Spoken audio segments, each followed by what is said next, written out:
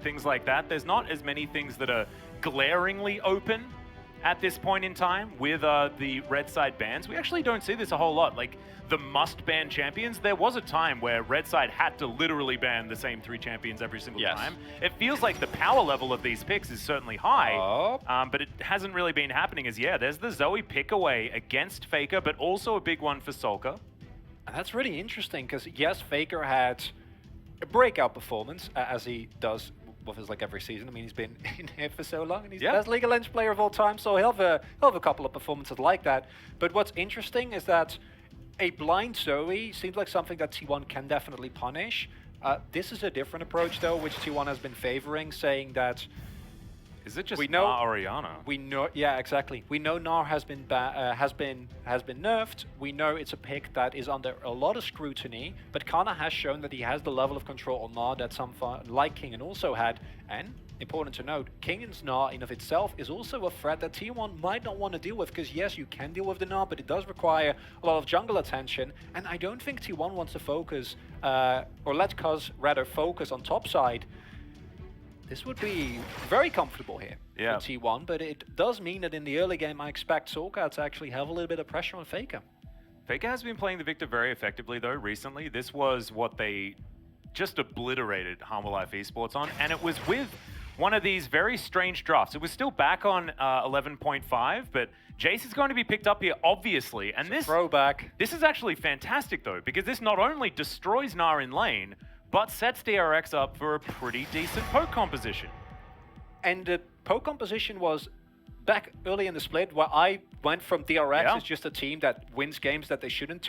They're actually a good team. This was their execution, the way they played around Division, the way that they were able to consistently leverage the most value, was really cool to see from a team where the expectations generally were very low. No one expected this DRX to do this well. Everyone expected them to be, maybe bottom 4, maybe vie for a potential playoff spot, and even though they have dropped off, I think it's important to note that this is DRX going back to when they looked most comfortable, when they did look strong, when it wasn't just them just grabbing away victories, but actually finding the poke composition, finding the early leads, and then playing it out beautifully. Well, the Callista is going to be banned away after the Varus that was aimed a little bit at Teddy there. Interesting. Feels like more of a deft ban these days, but maybe a little bit of a hint as to what Teddy has been playing in scrims. Is there the Kai'Sa is still open, and the interesting thing about Kai'Sa, of course, is that you can look at things like the Aphelios, the Jinx that have been very popular, but with Thresh being banned away, it's not as strong as it always was. I think a Kai'Sa pickup for DRX, it would be very in theme with what they've been doing so far. I love this so much more. Okay. Oh my goodness, DRX! This is spicy. This is a big level up in their drafting, actually. I think that in their series versus Sandbox, it felt pretty lackluster. And yes, the series didn't mean very much at all, right? They were already confirmed in playoffs. They were already confirmed that 5th place. And the Ezreal, I think, just fits the theme of this composition very, very well. Kai'Sa Leona come out as predictably as ever. And this is some stock standard drafting out of T1 right now, but is looking a little outdated. I agree. I think that both comps are actually fairly cohesive. The T1 comp obviously has a bit more onus on them to actually do something, because if you get into a mid to late game scenario, DRX has a slight lead or they're relatively even, then the poke coming out from DRX combined with the Braum, which I also love because that counter engage is so useful with the poke that you already have from DRX is really nice. The one issue is that DRX have had issues with actually staying even in lane. I'm not even talking about ahead. I think that this composition, even if you're relatively even, can still do so much work due to the amount of this is disgusting in terms of poke, right? You have 3 insane poke champions. Even just an Ezreal and 2 items later on will get you there. Not to mention the fact that Braum is probably one of the greatest supports to augment a poke composition at the same time. Like, you fish for your Winter's Bite, you land that passive, and then you can pull the trigger. But non-committal CC is exactly what you need. And it's also hard to engage into the Braum, and this is a key thing for DRX. The only downside of this is that the Hecarim feels a little bit out of place because he wants to go in, the rest of his team not necessarily, but he will have prio lanes, presumably here with the Jace and the Zoe in mid, at least initially. That means he can farm up to the point where he's strong, and then Pioche just needs to play a little bit more respectful. The one downside, and the one big caveat, and it is a big one, Atlas, is that if T1 get ahead, and they choke out vision, they find flanks and engages. Once they get on top of you, game is over. I actually love it because a poke composition based on the archetype has always been basically a coin flip. Yeah. Because if you don't manage to get all of that control, if you don't get to that point where you can utilize it, poke comps look real silly really fast. But what is DRX as a team if not a coin flipper? So I think it's absolutely perfect as we hop onto the riff for T1 versus DRX. Game number 1 of this best of 5. T1 with a very standard draft, looking like they haven't needed to make any sort of changes whatsoever. And let's see whether it's actually going to work out here in game number 1, because we were having a chat backstage and we predicted that this was going to be the plan for T1. That is, just pick all of our standard champions, don't give anything away, just play comfort. And then if you're pressured, if you're forced to make any adjustments, that's when you do it. And we already know, we saw it in the Harmwell Life Esports series, they have so much left in the back of the tank, and it's things like the Volley Bear. It is definitely, you know, the current OP picks and things like that. I agree. It's a very conservative draft from T1. The good thing is, if you get a smash win here as T1 with this conservative draft, what we see often in these best of threes is that then as the game, or like as the series progresses, it gets more and more stumpy. Damwon Key is a really good example of this, where they might have difficulty with you in the first game, but then the second game, not as much, and the third game is a complete blowout. And that is a pattern that historically T1 has also followed. And if you don't have to give anything away, if you can keep your crazy carrier counter picks hidden, you're going to be super happy. Yeah. Like, as you say, nothing is given away from this. It's a super standard team composition. You're playing for prior lanes. You have some scaling aspects with the Kai'Sa and the Victor. And as a whole, you can play a lot of different ways. Whereas DRX, one way to play this comp, and you need to do it well. Well, let's see whether they can. As into the laning phase already, you expect that Kingen is going to have the shove, and indeed he does. Both of our junglers just farming things out. Both of them starting on the bottom side of the map.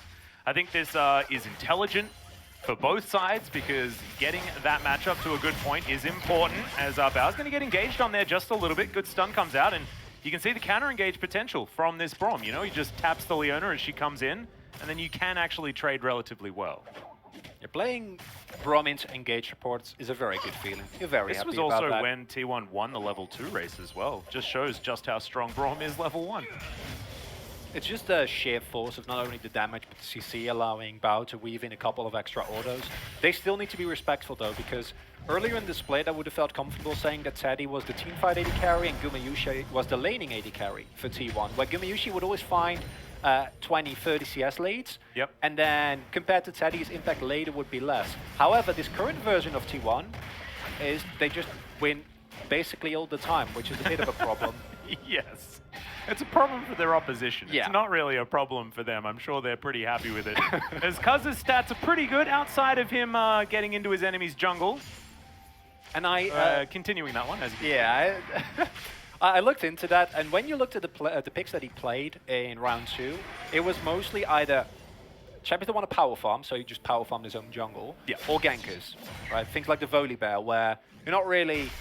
You're more expected to set up the rest of your lanes than to actually go in. I think the champion like Nidalee that he also played could have gone in deeper, but as a whole, Cuz has been just super diligent about doing what his teams need him to do. Whether that is set up vision, play around his lanes, find objectives, and consistently get the smites, which is also something that we've seen some mess-ups every now and then here in the LCK. Yeah, smites are difficult, you know. It's not even just in the LCK. I just find that smites they've become more and more difficult to get working from what I've seen. Anyway. Honestly, if I'm a jungler and I'm playing in a meta where Jinx has no cap on her R and Cho'Gath is on the fringes, like all those things just make you very unhappy. Yeah, no, it isn't helpful. It certainly isn't helpful. Not great. I do want to go into sort of the success of this particular... Oh, okay. This is a good matchup for the Ezreal, as it turns out. But I want to talk about this iteration of T1, because you were talking about, you know, Gumayusi and the differences between Teddy and him. I think it's actually a little bit larger than that, and I think it comes down to what veteran status brings a team, and especially as of what we've seen for T1. And that is discipline, right? And I think that Cuz has come in, and your point about you know, him being diligent, him just, you know, playing to the win conditions of his team, just shows that he is so much more disciplined now than he used to be. Cuz used to be an extraordinarily flippy jungler. Like, I don't know whether it's just a thing with DRX junglers, but, you know, Cuz dating all the way back to when he was on Longzhu, he's always been that kind of guy. He's dominant in solo queue, but has a bit of that mentality. We haven't seen that this season. And we have seen it with Owner, and I think that's why I'm happy to see Cuz back, because even though Owner had some really highlight plays, as a whole you can still see the inexperience and the lack of discipline jumping in when you shouldn't. And as you said, Cuz has been super well about that if they go in here. Oh, Teddy avoids the Winter's Bite. Could actually be a big deal here as the stun comes down onto Carrier, but he's happy to soak it. Good sidestep on the E as well. But you can see Bao still playing aggressively. Cuz coming in for a bit of a love tap there onto Pyosik. We'll just get booped and not too much more will happen. Slight advantage for DRX in the lanes, I think largely owing to the solo lanes laning very well so far. Doesn't mean too much for where this game is at, and despite getting a little bit of antsiness in these lanes, not really too much to write home about as it all stands. It's a classic first game in the best of 5. Both teams are kind of feeling what is the form, what are we looking at, how are our opponents looking. And as expected, there are sizable leads coming out. As yet again, Carrier and Teddy, they just keep trading in this 2v2. Yep, Carrier just loves pressing that E button. And it's a decent time to do it as well. You already saw Cuz getting that deep vision in, I believe. Not sure whether Hecarim's standing on it right now, but he was certainly spending some time in his opponent's jungle. That is going to buy a bit of a reset here for Teddy and Carrier on the bottom side. And that creates a possible tempo lead where Teddy and Carrier will be back in the lane, might find the shove. Cuz can clear his bot side jungle, and then they could look towards a first Drake, because as T1, interestingly enough, I think that when it comes to a straight up 5v5, you actually do have an edge if you're first at the objective. If DRX can set up shop and clear out some vision and just start throwing poke at you, it's never going to be fun. But their level 6 power spikes are still really strong. Leona, if she can go in, follow up by Teddy, Cuz slapping someone down, or a big ultimate by Kana, all those things will allow you to basically deal with DRX before they become a problem, before they hit that first spike, and they really start chunking those health bars. Looking forward to seeing how it's going to work, as Kingan's going to go for his reset as well. 30 seconds until Shelly does spawn on this map. I think Herald's actually going to be very important for either side as well, especially looking at this top lane. I imagine that Pyosik is going to have his eye on that area of the map, because if Kingan gets a ridiculous lead in this matchup, things can get very, very rough. And T1, as you said, back in the lane now. We'll see what this actually means. We'll see where the focus is going to be, whether it will be, as T1 does like to do, a little bit more aimed around the Herald, trying to get that first turret and trying to get a tempo advantage that way, or whether, as you say, the Dragon is going to be what's on the menu. And you can sense the tension in this 2v2 as Carrier is about to hit level 6. Teddy has already hit it, because if you get Teddy ahead in this matchup, historically, as we saw, discipline the LCK, the Ezreal has been the big winner in the matchup. But if you go way back, Kai'Sa was actually considered one of the stronger picks into the Ezreal, because in a vacuum, like in a 1v1, you always just win, right? Like you hit your Void Seeker, you go in, you blow him up, and there's not that much that you can do about it. Yeah. Ooh, Faker taking a lot of damage here as Solka lights him on fire. Kana now grouped up with Cuz. Cuz always seems to be in the right position to defend when Pyosik's spending time up here. This goes back to what we were saying. Cuz like mitigating the pressure this time around. As now possibly waiting for Solka. Stun going to come in. Pyosik going to answer though. Devastating charge pushes him back, but yeah, Cuz is he's Udyr, so not going to be threatened too much. Throwing out the Smiter, making sure you have the chilling smite for the possibly upcoming fight. Cryo is gained by Bao and Baka. They're already set up, but they need to be respectful. Again, DRX are the ones that need to play it slow, that need to avoid an engage. Yeah, this is aggressive. Carrier has the Eclipse, though. He's soaking so much damage as Teddy gets exhausted in the end. Cuz gonna get that smite off for the extra heal. Does have flash, so he's not going to die. However, does still have to get out of the pit. As you can see, Kana still on the top side. No teleport. And that is going to mean that this Cloud Drake does go over to DRX.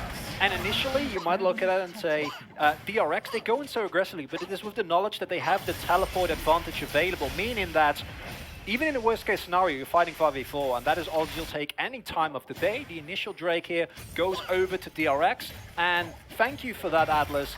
There will be no Cloud Soul this game. Yeah, I know. Look, I needed to get better. I got it all out of my system during the regular season. Exactly. And look, I was watching all of yesterday's games.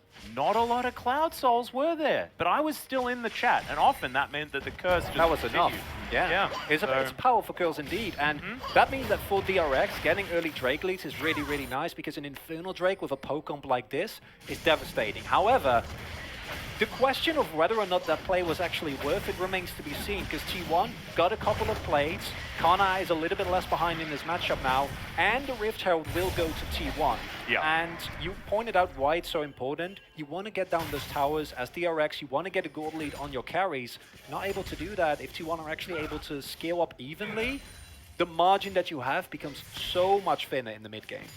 This also goes back to what we were talking about poke compositions and how they function as well. Like, the more control of the map that you have, the more darkness there is, the more difficult it is for DRX to actually play to the win conditions of a poke composition. It's why poke comps have historically been so hit or miss. You know, whether or not, you know, it's now or whether it was 2 years ago, you know? These things do not change. And sometimes you get those leads, those advantages, and sometimes you don't. But the thing with T1, especially this iteration of T1, they generally get those advantages and they hold on to them. So it's going to be very difficult for DRX to fight this uphill battle. That being said, it's not uphill yet, and these lanes that we knew were going to be strong are continuing to be. So I think Solkar even overperforming in this matchup right now, as Kana looking to dive on forward. Loses out on that trade as it turns out. The burst just a little bit too powerful, as that empowered shock blast does not connect, or the accelerated one, depending on whether you want to get it right or not. I forgive you. Thank you. It's fine. We all make mistakes. Some of us more than others. Me. Yes, but, I mean, you know. there's no need to insinuate. I know, I was talking about myself. Oh, I right. wouldn't dare talk about you that way. That would be... It's my first playoffs and I'm already trash-talking my co-worker. That'd be terrible. Now I know that I've worked with Papa for way too long, because that would have definitely been aimed at me if it had been that situation. Papa, if you're watching, I love you and miss you. As T1 just going to get to work clearing out this bottom side of the map. True Shot Barrage going to come through just for some poke here for DRX. And Bauernbecker still putting on some pressure, but no plates have actually been gathered. And it does feel a little bit like T1 are just chilling. Faker going to avoid the bubble and is able to put on a lot of damage here. Had flash, didn't quite have the kill threat, but this is scary because Faker starting to look more and more online, and now he's gifted Shelly into this mid lane. I think this is so cool because they had an opportunity to shove it towards topside, but instead, oh no, Faker's not actually going to get any gold. So never mind, that's just going to be all over to Cuz, I believe. Yeah.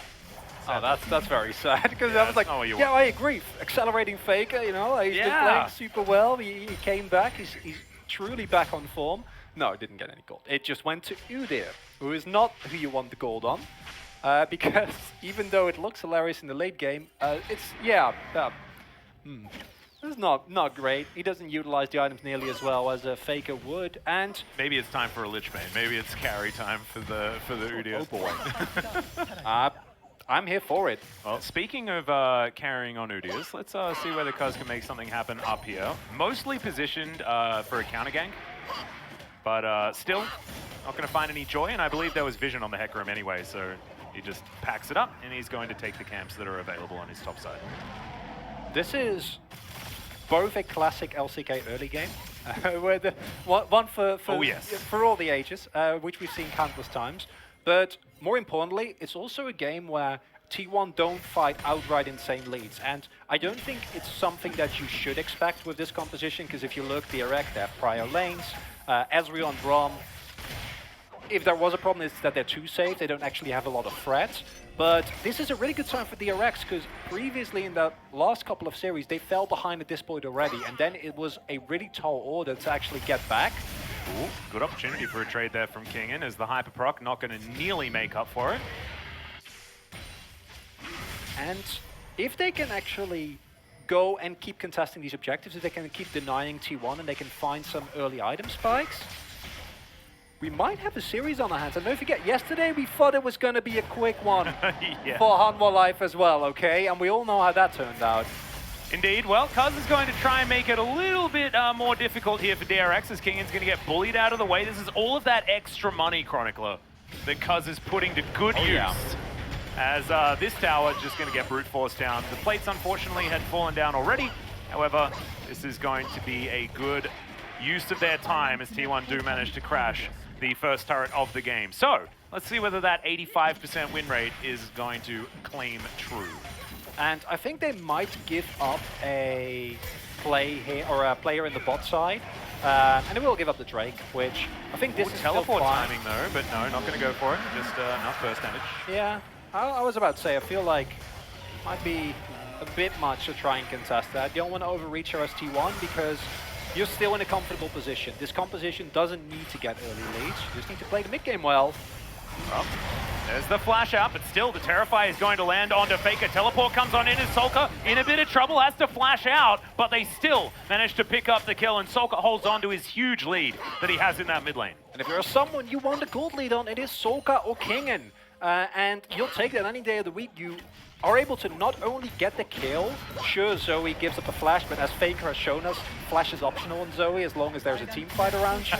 Yes. And you take Faker's flash, and a Victor without flash, especially at this stage of the game where his damage, as you can see there, is not insane to the point where if you try and dive in and he like Chaos Storm and Gravity Wells on top of himself, you just immediately die. He's actually pretty vulnerable here, and this feeling of safety that he gets isn't necessarily 100% warranted, because yes, he has good topside vision and the teleport is available, but being that far up against the Hecarim at this point in time, we've always seen how that ends. And DRX finding a crucial first blood. And this is looking a little bit more like the DRX that we saw in the beginning of the split, because they don't need leads, they just need to be in the actual game, and seemingly today they are. The thing is, like, this is a DRX that hasn't been winning lanes at all in round 2, right?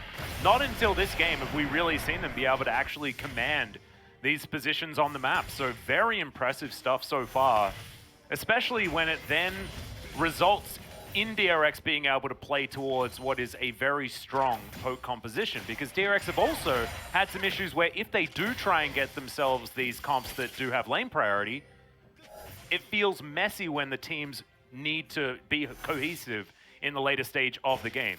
They have won some of those games, but we won't talk about that because it's very difficult to actually tell you why. They just somehow do. But this is not flippy DRX. This is DRX understanding what they have to do and then just doing it very well. And if they can keep playing this disciplines, I think that the next Dragon fight is really going to show what form this team is on today. Because if they get that soul point, for T1, a Mountain Soul is atrocious, because if you look at their lineup, it's very backline dive oriented. Faker. Yeah, in goes Pyoshik, wasting no time at all, but now they're looking to try and turn this one around. Solka finds the paddle star out of nowhere. Cuz still looking for it. Remember, this tower is not there. He has flash available. Solka not so lucky, but Cuz doesn't want to press that flash button because it gives one potentially to the Zoe. Cuz now as well looking for Becca, who comes on in, but not going to be able to find too much. I take it back. There to save. Cuz uses the gold very well. Unfortunately though, Faker dies again, and this is the capitalization of the flash that was blown earlier. Second time that he's been taken down, and Faker, the victor in this matchup and in this game, just means that no matter what happens as T1, you can sleep well at night, knowing, okay, listen, we have the backup insurance, right? If all else fails, Faker on his trusty Victor will be able to carry the late game team fights. That is still the case, but the more gold you give over to Solka, the harder that is going to be. Oh, Pyoshik's in trouble here. Meganar comes out and the horse smashed against the wall. Take the boulder to the face. And Kanna says, my clock tower is the last thing you're going to see. Now he's going to start stealing away the jungle from the horse, and Pyoshik, he does this sometimes just a little bit overly aggressive in his position. He knew that they were killing his inner turret. Secret Agent Jace able to escape any vision that was thrown away, and it's yet again, yes, Faker has a really good topside vision, but there's a reason why Hecarim is this popular. Even with the Everfrost not being layered perfectly there, it doesn't matter. And look at the angle that Solka finds as well. Cuz trying to body block, and Solka's like, no. not allowing you that, as, yeah, this is just, you know that there. It's greedy, right? It's very greedy. And this is a problem that Pioshik has had, especially in the second half of the split, where he uses Ghost there as well. And I think that's the real egregious part, because that means that the backline of T1 is going to be not nearly as scared in this upcoming team fight. This is a fight that you need as DRX, because I talked about it's very unfortunate for T1 if you lose a Mountain Soul, because a lot of your damage is initial upfront burst. Yes, later on you'll have Victor, but before that it's Kai'Sa goes in, blows someone up, Kana goes for a big flip into the wall. You need to blow up people in like that instant. If you can't do that through a Mountain Soul, you're in a bit of trouble. That's DRX. Your poke comp does not like shield, and a global shield for the opponent team, especially one that resets every time you get out of combat, not it. Is certainly not what you want. I think an Ocean Soul would have been worse to fight into. However, this is still pretty bad, as DRX do get position around this Drake, but now T1 want to fight for it. Oh, Kana. Oh, look at that Naba. That is beautiful right now, as T1 wanting to try and avoid this poke. So far, so good. And Kana just skirting around the edges. You can see all of these abilities flying through, but none of them finding any joy here, as DRX going to lose priority in the mid lane, and that means that they lose priority in the river. T1 will deny the soul point, and this looks a little bit like a turning of the tide. It's a super respectful play there from DRX, which is understandable given that if you misstep there, you don't only give up the Drake, but you actually just could outright lose the game. Because if T1 gets fed, the margins, as already said, that you have with this poke composition for you to get engaged on are even thinner. The downside of that is, though, yes, that initial poke didn't hit, and I'm glad that they respected Kana, but I feel like they could have stuck around a little bit more, right? Because they did know where Kana was. It wasn't that there was going to be a Mega Knot out of nowhere, which was what T1 was initially looking for. And now you give over the first mountain. This mountain is okay, but the next one you need to 100% take. And T1 has slowly been building up the gold leads through seemingly nothing here, and it's just turrets. Yeah, it's turrets as well as the Teddy effect. I don't know. Teddy hits around 15 minutes and then gets more farm than his opponent. It's one of like the special things on his card. Like if you pull the Teddy card out of your booster pack, it's like apply 20 CS when the timer hits 15 minutes. Because they were struggling in the lane. But of course, Teddy's ahead by 10. So it's like a pre-evolution of Chovy, who has like the better version of that same perk. Yeah, might actually. He has plus 30. Yeah. No, that works. He also finds minions that don't exist on the map. Ah, so it's a different archetype. Yeah. Even your teammates can also have like extra CS perks, because I think Chovy just pulls them out of thin air. It's sort of how that one works. Certainly had a great day yesterday. Good old Chovy. And with the current state of the game, DRX is still very much able to just hit the 2-item spikes, right? Like, look at this. King in. Not quite stacked on the Manamune, but does have that Positive Eclipse. 2 items on Pioshik, 2 items on Solka. Bao finished his core items. Yes, he's still going to be looking towards as Cyril does, but he's going to be doing absurd amounts of damage if he can actually land the poke. I actually wouldn't mind him to even prioritize the Dust Blade earlier, because the extra lethality in a poke composition could be very strong. But we'll see what he does. I agree. I think it's the combination of the armor penetration against a rather beefy frontline in Kana, Kuz, and Carrier, combined with the potential to kite back and use the slow. But if you go for like the big blowout team fights, then Duskblade is pretty insane. So not to mention ability haste being pretty good at getting more Qs. It is. And now, DRX do find another bubble. This is what their comp can do, right? And Mountain Rift, even though it's not exactly the greatest soul for them, like they would have loved to get an Infernal, right? Mountain Rift is a Zoe soul. Oh yeah? Because you can bubble through so many more things on this one. So, I mean, that works out for DRX, and they get that without actually having to kill the Drakes, which is pretty cool. On the flip side, Kana is also like, yes, more walls. Yeah, that's actually a good point. I don't know who benefits more from it, because you know, Ezreal can jump over walls. Kingen is also happy to have some defense. I guess it depends on who plays better, because if Kana finds a big smackdown into specifically that wall right there, you see in the, like the left part of the screen? Yeah. Then otherwise wouldn't be there, then we can call it. Well, Faker doesn't like more walls. He doesn't, no. He's had... not as happy about that. And it says a lot about the form of T1 that, yes, Faker is getting behind, but it doesn't really warp the game to a point where we'd be worried. There have been iterations of T1 where if Faker wasn't carrying, we'd be like, oh boy, this is not looking well. But you can see the rest of the team, particularly Kana, whose turret pressure and just overall presence on the map have been super good this game. And also, Faker doesn't need all that many resources to do his job in a team fight as well, right? Like, Teddy's been funneled quite a lot, but, you know, Faker on the Victor is just wanting to get these spells out over and over again. He has his Zhonyas now, and so going to be pretty comfortable there. And it's going to be on, you know, Teddy to find some options as far as backline. And if T1 can find their picks that they're looking for and utilize the incredible amount of map control that they've bought for themselves with all of these turrets that they've been able to take, as you can see, it's 4-1 on the turrets. T1 have done their job as far as denying what a poke composition needs, which is control of the map, but they do still need to make something happen with it.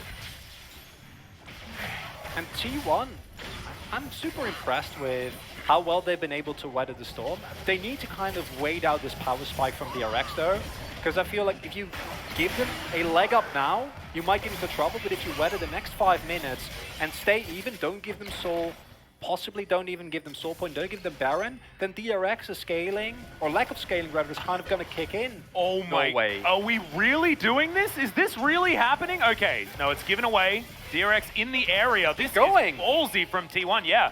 Down to about half health on the Baron. T1 desperately wanting to get DRX over to this area. They are going to get their wish. As DRX wanting to try and layer some of this poke. This Baron down to about 3,000 and T1, of course, they don't want to flip.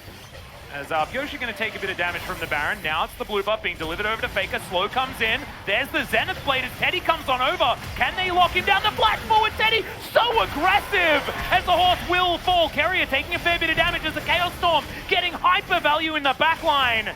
I don't know how T1 have done this or why they decided to go for that Baron, but it worked out beautifully. And we said T1, they have a composition where you need to pull the trigger. Well, they pulled the trigger there. Flash forward from Faker, flash forward from Teddy, flash forward from Carrier. It's still risky to go for this Baron because there's so much poke available. It's not a flip anymore though, because there's no smite available on DRX's side. However, this is a poke composition. It wants to be in these sort of spots where they can just throw buttons at their opponent. That is going to force T1 away. The horse back up in 3 seconds time. T1 just taking 1 kill out of that. And now, it looks like this Mountain Drake will be taken by DRX. So after all the dust settles, this actually is a win for DRX. It's a win. You trade your jungler. Unfortunate, sure. As Pyoshik yet again gets caught in position where he's not really allowed to be for... He just gets greedy, right? And this is miscommunication, because you can't do this if the rest of your team not there. If everyone else is there, you're fine. Instead, he has to use everything that he has defensively. Will still go down in the very end. Also, look at this flash forward from Faker that's about to come in here, because if he doesn't get exhausted, I think DRX gets chunked way more, and then T1 might feel a lot more comfortable going for that follow-up Baron. Instead, this matchup still on the knife's edge, but we've seen teams in a position for soul point before, and it just means that T1 now they can't really mess up anymore. A single mess up, a single catch, and you lose the soul. Yeah.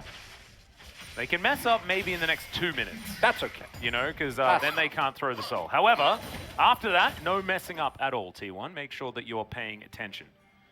It's only 1,500 gold the lead here, and you did mention, you know, like, this is DRX, right? They've come back from worse. Oh yeah, they absolutely have. Sort of their way. And with the fact that it's 4-2 in turrets, this lead is basically not real. As Kingen going to find a few friends. Pyoshik also going to get rid of Teddy immediately after the Killer Instinct. A lot of CC, takes about 4 turret shots, and Teddy will be taken down. The Jace is going to be traded, but now Cuz running into the enemy base. It's precisely not what you want, so here's the mess up. It was within the minute, so they're not going to lose the Drake. However, still a bad sign. Timing, not the worst, but the play there was an attempt from T1 to salvage the side lane pressure. You do have the availability of the Killer Instinct for Kai'Sa to try and set these plays. However, there's 2 prerequisites. One, you need to actually be able to kill Kingen, which they did, but it took way too long. Secondly, even though they had vision in the immediate part of the jungle, they didn't actually know where everyone on DRX was, so it was a really, really deep play. Didn't quite work out. T1, though, still going to contest his Baron. Yep, 3 versus 4 right now, 6,000 health on the Baron. Canna wanting to get that Narbard charge. Remember, this is exactly what Faker wants. This is precisely the position a Victor is in love with, as Becca has to get out of there. Pyoshik as well is almost dead. Kerry is going to be traded for as Canna gets to the Mega Gnar in the nick of time. But the Baron is still going to be warded off, and that was 100% because Faker existed. He almost has that Chaos Storm back available as well, as Kingan's going to turn up one more time. I believe he's completely invisible to T1. He's now heading into the area, and now we're just going back again as they force the reset. The Braum is still backing. The Pyoshik's coming from base right now. It's fast. Bubbles still getting on in here. Yeah, remember, this is Kai'Sa. She does do a lot of damage to the Baron, but once again, T1 are not willing to flip, and they back away. But the gold lead is shrinking. That Drake still belonged to DRX, and the more T1 do this and don't get anything for it, the worse it's going to be. And I like the idea of catching someone in the side lane, but again, the rest of T1 isn't actually ready to follow up on this play. And look at this fear, because it puts Teddy in a position where he takes 2 extra turret shots, otherwise that Kai'Sa might be way healthier. Just has to basically say, okay, I'm dead here anyway, I'm just going to try and run through the base store as long as I can. And then it is the combination of, as you say, the Victor who loves people clumping up in tight spaces, even without his Chaos Storm, and also Karnas, who's like playing so well to the limits of this Gnar. You know, the moment that Mega Gnar comes in, you need to be out of there. Yeah. The death rate value that Faker was getting there, as you can see, was very, very high, as we're going to jump back into this one. Kingan taking a bit of damage here from Canna, but trading it back relatively well as well. Sterix is now on the Gnar, so the trading is going to be a little bit more difficult for this Jace in the side lanes, who is building towards his armor penetration, so that's going to help him out in the matchup. Faker's got a Lich Bane, man. This guy is looking to fight extended trades. Oh no, Kingan caught out in his jungle. That is precisely not what you want. As now T1 with 48 seconds on this mountain. We said that T1 can't make the mistakes if this Drake is going to be available. Well, DRX also can't, because that will put an extra dampener on that timer. One upside is that they do have pressure around the Baron area, and as long as Carrier doesn't find a big opening, it's kind of hard for T1. You see, they can, if they catch someone, they can blow them up quickly. This was a similar attempt to what we saw earlier, this time, however, effectively, because once you actually get on top of Kingan and he doesn't have flash, he dies very quickly to Udyr and Gnar. Yep. Not a lot that is in there in terms of counterplay for him. Drake will go over. I was thinking maybe DRX, if they want to play it greedy, they can try and look for a play on that Baron, or at least threaten it at the very least, force T1 into a comfortable macro position. But instead, it looks like this game, like the first game yesterday, is just going to go the distance, Atlas, because it doesn't looking like there's any resolvement as of yet. Although, we always need to be careful, but it's not a Jinx ult. I saw like it was True Shot Barrage, not a Super Mega Death Rocket, and I was like, it's okay. There's no need to get excited at this stage. You may have been thinking that the teleport was available, Kingan was going to spawn as the Drake was spawning, but one of the really important things to understand about a poke composition is you need setup, right? And so they were never going to get the setup, which is why they had to forfeit the Drake, no matter what, just in case anyone was curious. But this gold lead has not changed, Chronicle. It is flatlining this game. This is like very, very slow, cool, calm, connected. And yes, this was a mistake from Kingan, but didn't really cost DRX too much other than losing a timer towards that potential Mountain Drake for themselves. Goshik's ghosting. They're looking for Faker right now as the gravity field is going to work. The flash comes out, devastating charge. Only going to move Faker closer to safety, but flash away from the Victor, so important. This time, Faker does have the Zhonya's available, so while the flash being gone is still a dangerous position to be in, it's not as bad as it would otherwise be, as cuz he's supposed to be tanky. Gonna have to flash out as well. Count him. That is 2 flashes now down, and DRX using this as a sign to potentially go for this Baron. Nara's on the bottom side of the map, teleport in hand. And it is going to come through here. Let's see whether DRX can actually find this, as they're looking to try and collapse on the one. I do like the idea. However, Canna is able to get out of the way with that extra movement speed. And both teams are playing really, really respectfully, and it makes sense considering this is a best of 5, and it's just, it feels so good to get an initial play right, as they're still going to go for the Baron. Yep, they thought the DRX had actually gone for a reset here as they see Kingan in the mid lane. All right, is the team fight. Big Gnar into the wall, but only really landing onto Becca, who goes golden as well, soaking so much of this damage. Chaos Storm is going to wear out as Teddy tries to be a hero 1v3 in the backline. Does he have the ability to keep himself alive? He flashes into the wall, will be taken down, and Bao will survive. And T1 are limping away from this battle. Faker now in trouble. Remember that flash from earlier? Yeah, you ain't getting out of that one. And Pioshik will take down the man in the mid lane, and T1 make a fumble that could cost them this Baron. And they want to pull the trigger, understandably, but I feel like, as you said, they blew everything on Becca. It's just a Braum. He stalls with his shields, then he stalls with the stopwatch, and that means that DRX, after all, now going to be able to pick up the Baron here. And a poke composition with Baron at this point in the game is insane. Yeah. And normally I'd say this is like a last hurrah for DRX, but if I see how well they're playing, I don't actually know, Atlas, as everything gets used. Kana tries to go for the hop, is forced to use his flash there, and I think that he thought that Sorka was what Becca was, but Sorka was coming from the top side of the pit, so you don't actually get anything. Teddy goes in super huge, or if you blow up Bao there, fine. You know, you can salvage this fight, but instead, basically everything gets thrown to kill a Braum. Pioshik still has his ultimate available throughout this entire team fight. Faker doesn't even get to click his stopwatch. And getting siege on with this composition is bad, but even worse, in 1 minute and 40 seconds, is that soul point, Atlas. Exactly, and this Baron should be able to taxi into that one very, very comfortably. And this is something that you don't necessarily have to talk about when it comes to poke compositions, because once the poke composition is in a good spot, sieging becomes kind of irrelevant because you've already done your job and you should be winning the game. However, we now need to mention, because we're at that point in the game, poke comps are really good at sieging, like super ridiculously mega good at sieging. As you could understand, they have a lot of range, they have a lot of damage that they can throw down without having to commit to anything, and that makes things real tough. They can also put Pioshik in the side lane if they would like to, because his job in a poke comp is be a horse, I guess. Yes. Yeah. Be a offensive or defensive horse, depending on what the moment calls for. Yeah. Or defensively or offensively, both are really fine. As long as you carry stay alive, you're happy. Well, he's just going to dive in underneath this turret, able to sprint his way out as well, as you can see, buying a lot of space to get damage down. They have this siege minion doing a fair bit of work as well. And this turret not going to last very long whatsoever. There's the last few autos. This should be the inhibitor going down. You saw Kana was able to get that minion wave move towards that top side very comfortably. So DRX is going to have to do a little bit more housekeeping before they can break apart the base anymore. Now, this inhibitor, they're looking to try and take this before they get out. Void Seeker not going to find too much joy. T1 still trying to get this set up in position. T1 now feeling like it's their opportunity to move in.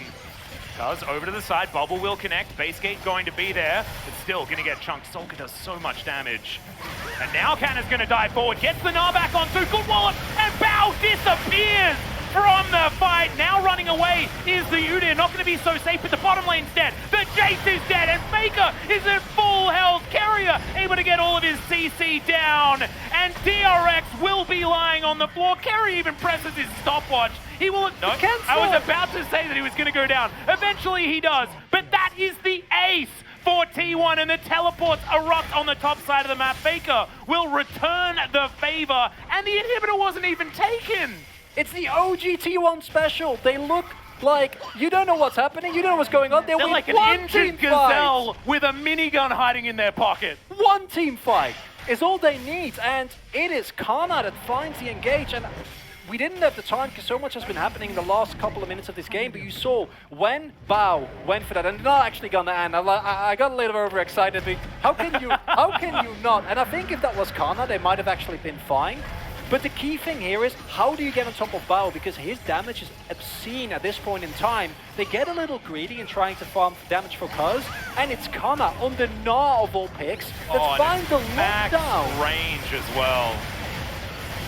Damn, that could have looked really silly, but instead, that's probably the game-winning play if T1 walk away with game one.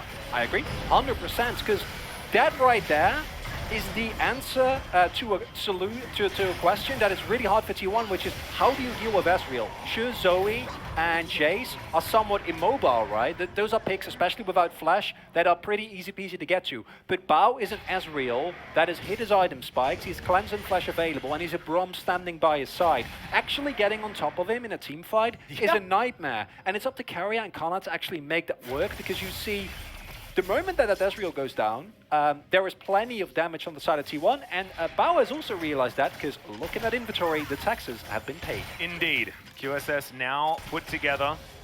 Bao should be able to finish off his build pretty soon, and it's going to be one that doesn't actually have a Mythic in it. As was very popular on Ezreal initially. We've seen a lot of Duskblades put together, but despite what I was talking about, he is just going to completely ignore it.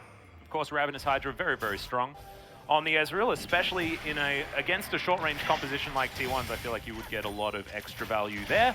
But as we saw, the Drake was taken by Canna as well. And so 3.5 minutes and it's soul point for both teams. As now Kingen possibly in trouble here on the side lane as the bubble didn't actually connect there onto Cuz, who is, he's just running real fast. 5-0-4 on Canna's Gnar right now.